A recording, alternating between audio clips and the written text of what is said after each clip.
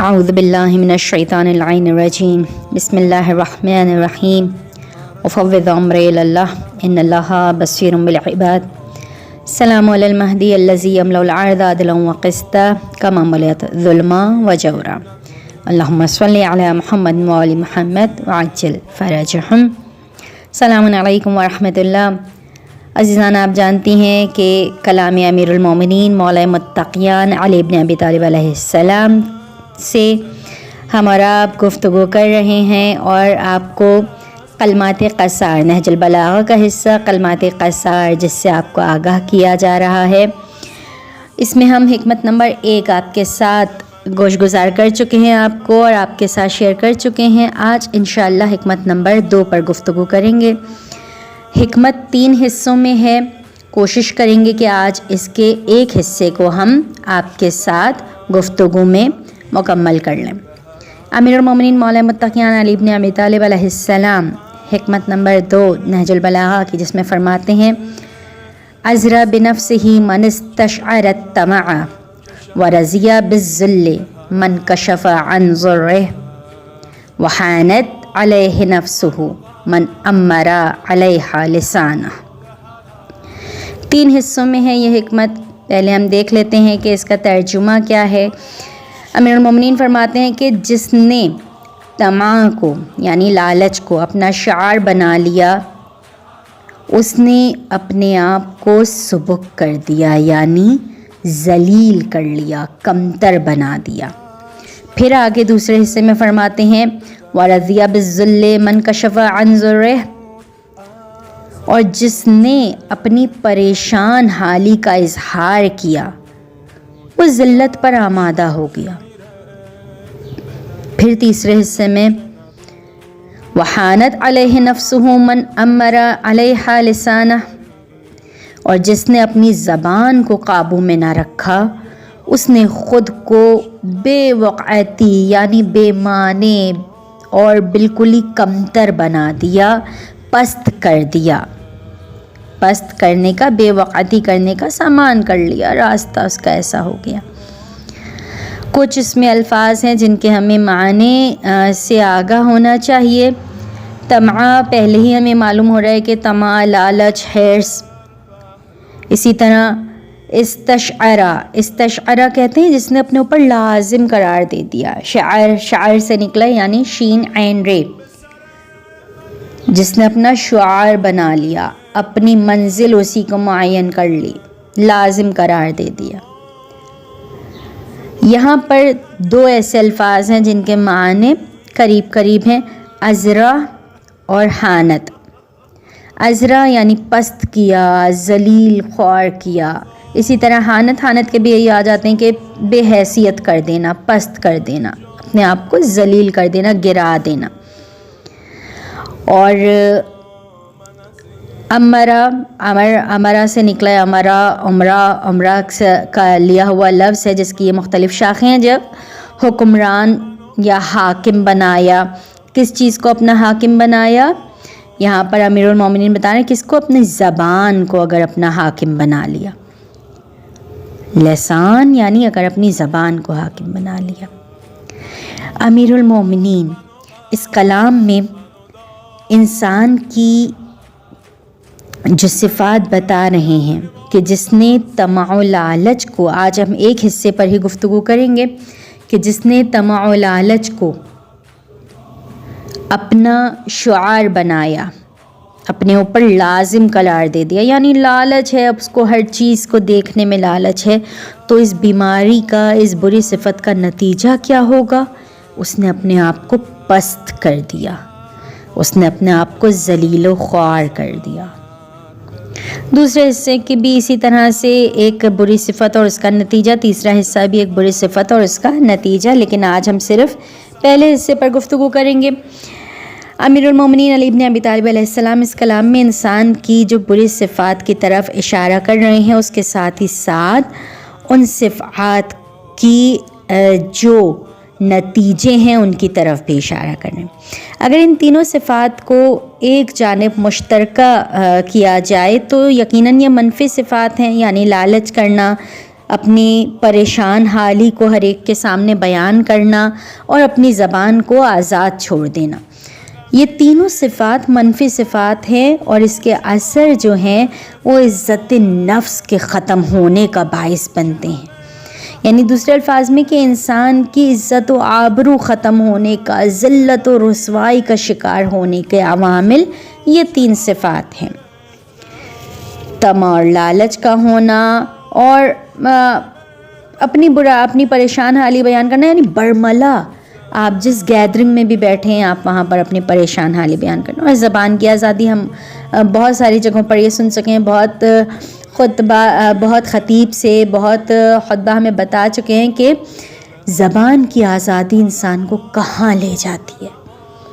آئیے دیکھتے ہیں کہ طمع و لالچ اور اس صفت کا نتیجہ کس طرح انسان پر نظر انداز ہوتا ہے، اثر انداز ہوتا ہے. نظر کریں گے ہم اس پر، دیکھیں گے کون سے اثرات چھوڑتا ہے. بہت ساری بری صفات کی طرح طمع و لالچ بھی انسان کی شخصیت پر پہلا حملہ کرتے ہیں. کیا کریں گی شخصیت پر حملہ؟ عزت نفس انسان کی زوال کی طرف جانے لگے گی. یہ عزت نفس ہے کیا؟ ہر انسان کی عزت نفس ہوتی ہے. میں آپ کو ایک چھوٹی سی مثال دوں اور کوشش کیجئے کہ اس مثال کو آپ اپنے گھر کے اندر ضرور دیکھیں. اگر خدا نخواستہ یہ چیز آ رہی ہے تو پھر آپ اپنے آپ کو کنٹرول بھی کریں اور پھر طریقہ ایک دوسرا راستہ اختیار کریں. کیا ہوتا ہے عزت نفس؟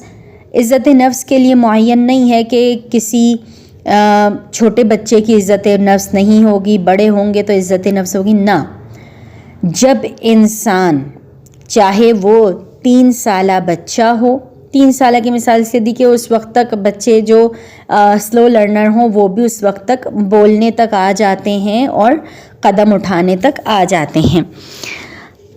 اس بچے کو پتہ ہوتا ہے کہ چیخ کر بولنا ڈرانے کے لیے ہے. اس بچے کو پتہ ہوتا ہے کہ ماما کا آنکھیں دکھانا ڈرانے کے لیے ہوتا ہے. اب بالکل اسی طرح جیسے جیسے بڑے ہوتے جاتے ہیں اور شعور آتا جاتا ہے. اب یہ عزت نفس کا اس سے کیا ریلیٹ ہے؟ جب بھی آپ کسی بڑے کو، کسی بچے کو، کسی بوڑھے کو، خدا نہ کرے کہ ہم اپنے بزرگوں کے ساتھ ایسا رویہ دیکھیں یا اختیار کریں، لیکن ہمیں کیا دیکھنا ہے؟ اگر ہم نے 3 لوگ موجود ہیں ہمارے سامنے اور ان 3 میں سے کسی ایک نے کوئی غلطی کری ہے، اگر ہم نے ان 2 کے سامنے ہی اس کو تنبیہ کر دیا، ڈانٹ دیا، اس بچے کو یہ محسوس ہوگا کہ they should not give me some respect way، مجھے یہ کوئی عزت کا راستہ نہیں دے رہے ہیں، میری رسپیکٹ نہیں کی جا رہی ہے. یہ جو میرے ساتھ کھڑے تھے یہ بھی میرے ہم عمر تھے یا میرے ہم عمر نہیں بھی تھے، ان کے سامنے کیوں مجھے ڈانٹا یا ان کے سامنے میری غلطی کیوں بتائی؟ یہ چھوٹی چھوٹی سی باتیں. اب طمع و لالچ کرنے والے کی عزت نفس کا زوال ہونے لگتا ہے. یعنی کیا؟ طمع اور لالچ رکھنے والا انسان در واقع اپنی شخصیت اور نفس کو ذلت کی جانب لے جانے لگتا ہے، کیونکہ اس کی عقل پر، آنکھوں پر، یعنی لالچی انسان کی آنکھوں پر پردہ پڑ جاتا ہے، عقل پر تالے لگ جاتے ہیں. وہ ہر جگہ، ہر گیدرنگ میں، ہر گیٹ ٹوگیدر میں، ہر تنہائی میں، ہر شلوغ میں، وہ ہر چیز میں لالچ ڈھونڈتا ہے، لپکتا ہے. اگر کسی کے پاس کوئی اچھی چیز دیکھی ہے تو اس کو لالچ ہوگی میرے پاس کیوں نہیں ہے، میں بھی لوں. حسد والی صفت وہ الگ ہے، لیکن لالچ والی صفت میرے پاس آ جائے، مجھے یہ مل جائے، مجھے اس سے زیادہ مل جائے، اس طرح سے انسان کرنے لگتا ہے. اور انسان اگر آنکھ اور عقل دونوں سے اندھا ہو جائے تو وہ کام کرنے کو تیار ہو جاتا ہے جو انسان کو بے آبرو بنا دیں، بے عزت بنا دیں. یاد رکھیے گا. ایک اور جگہ پہ امیر المومنین آپ خود نہج البلاغہ کلمات قصار کی اگر فہرست دیکھیں تو کم و بیش کئی مقامات پر امیر المومنین نے طمع، لالچ کے حوالے سے ذکر کیا ہے، تنبیہ کیا ہے کہ یہ غلط چیز ہے۔ اسی جگہ اس میں کلمات قصار میں ایک اور جگہ امیر المومنین ارشاد فرماتے ہیں کہ طمع کا پھل دنیا و آخرت دونوں کی ذلت ہے، پستی کی طرف جاتا ہے انسان، یعنی عزت نفس کا زوال، یہی کہ انسان رسوائی کی طرف، ذلت۔ اچھا، اب دوسرے جو یہ ہمارے سامنے نظر آتا ہے لالچ کرنے والے انسان کا، لالچی انسان کا، کیا اس کی عقل زوال کی طرف جاتی ہے۔ ائمہ اطہار چاہتے ہیں کہ انسان کی عقل رشد کی طرف جائے، بلندی کی طرف جائے، لیکن اگر لالچ آ جائے گی تو عقل زوال کی طرف چلی جائے گی۔ کس طرح زوال کی طرف چلی جائے گی؟ قلب پر پردے پڑ جائیں گے، غور و فکر کرنا، تعقل و تفکر کرنا چھوڑ دے گا انسان۔ ایک باشعور انسان، ایک ایسا انسان جس کی عقل رشد کی طرف جا رہی ہو، وہ ہر بات میں تفکر کرتا ہے۔ کلام بلاغت میں پروردگار عالم کہہ رہا ہے کہ تفکر کرو، لیکن جب اس کی عقل پر پردے پڑ جائیں گے تو یہ تفکر کرنا چھوڑ دے گا، تعقل کرنا چھوڑ دے گا، یعنی غور و فکر کرنا چھوڑ دے گا۔ اور مولا متقیہ نے اسی کے حوالے سے ایک اور مقام پر فرماتے کہ عقلوں کی اکثر قتلگاہ لالچ کی بجلیوں تلے ہے، یعنی عقل ختم ہونے لگتی ہے اگر انسان کے اوپر لالچ کی صفت آ جائے۔ خدا ہم سب کو اس چیز سے محفوظ رکھے، خدا ہم تمام محبان اہل بیت کی عقل کو معرفت کے ساتھ رشد تک پہنچائے۔ پھر ہم دیکھتے ہیں تیسری کون سی خامی آتی ہے؟ علم و حکمت کا زوال۔ دیکھیں یہ سب ایک دوسرے سے کنیکٹڈ ہیں۔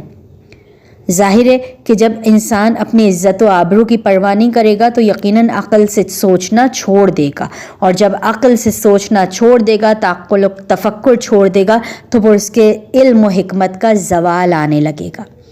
علم و حکمت کا زوال کس طرح سے آئے گا؟ جب انسان کے پاس عقل ہی نہ رہے گی تو علم و حکمت تو یقیناً نہیں رہ سکتے۔ علم و حکمت کے تو چابی ہی عقل کے کھلتی ہے، یہ قفل کھلتا ہی عقل سے ہے۔ پس طمع و لالچ رکھنے والے انسان کی فقط عقل زائل نہیں ہوتی، بلکہ ساتھ ہی ساتھ علم، حکمت، دانش، معرفت بھی خیر آباد کہہ دی جاتی ہیں۔ اور خود امیر المؤمنین کے ہی جملے ملتے ہیں کہ طمع یعنی لالچ دانش مندوں اور علماء کے دلوں سے علم و حکمت کو بھگا دیتا ہے۔ یعنی دیکھیں اگر ہم فقط ان جملوں پہ غور کریں نا، کن کے دلوں سے علم و حکمت کو بھگا دیتا ہے؟ جو دانش مند ہیں، جو علماء ہیں۔ اگر علماء لالچ کرنے لگ جائیں، خدا ہمارے تمام علماء برحق کی پروردگار عالم حفاظت فرمائے۔ لیکن یہاں پر گفتگو ہو رہی ہے وہ جو علم رکھتا ہے اور لالچ کرنے لگے، وہ جو دانش مند ہے یعنی عقل سے سوچتا ہے اور لالچ کرنے لگے، اس کے دلوں سے علم اور حکمت بھگا دیتے ہیں، خود ہی اپنے دل سے وہ علم اور حکمت کو بھگا دیتے ہیں۔ یعنی علم اور حکمت کو اگر بہت لوگوں کو شوق ہوتا ہے علم حاصل کریں، حکیمانہ گفتگو کریں، لیکن ان کے اندر یہ ہوتا ہے کہ اگر میں 10 لوگوں کے درمیان بیٹھا ہوں تو میری واہ واہ بھی ہو جائے، یعنی لالچ آ رہی ہے۔ میں اگر فلاں گیدرنگ میں بول لوں تو لوگ تو بہت میرے تعریف کریں گے۔ کم از کم اس معاملے میں انسان کو بے نیاز ہونا چاہیے علم اور حکمت، ورنہ زوال کی طرف چلے جائیں گے۔ اور بس ایک آخری چیز آپ سے شیئر کریں کہ جب آپ دیکھیں گے کہ لالچ کرنے والے انسان کی عزت نفس زوال کی طرف جا رہی ہے، عقل، علم و حکمت زوال کی طرف جا رہی ہے، تو چرا دین باقی است، دین تو پھر باقی ہی نہیں رہے گا، دین بھی اس کا زوال کی جانب جانے لگے گا، اس کا لبادہ دین کا ہوگا، اس کے ظاہری اعمال دین کے ہوں گے لیکن اس کی روح دین کی جانب سے بالکل کھوکھلی ہو چکی ہوگی۔ کس طرح سے کھوکھلی ہو چکی ہوگی؟ جب انسان کے پاس عزت نفس نہ رہے گا، عقل نہ رہے گی، علم و حکمت بھی نہ رہیں گے تو دین بھی باقی نہیں رہے گا۔ لالچ رکھنے والا انسان دین سے ہاتھ دھو بیٹھتا ہے، کیونکہ اس کی نگاہ میں جس چیز کی لالچ بیٹھ گئی ہے اس کے لیے، اسی شے کے حصول کے لیے وہ ہر مقصد کو بھول جاتا ہے، اور اس حصول کے لیے صحیح ہو یا غلط ہو اس کی نظر میں کوئی فرق نہیں پڑتا۔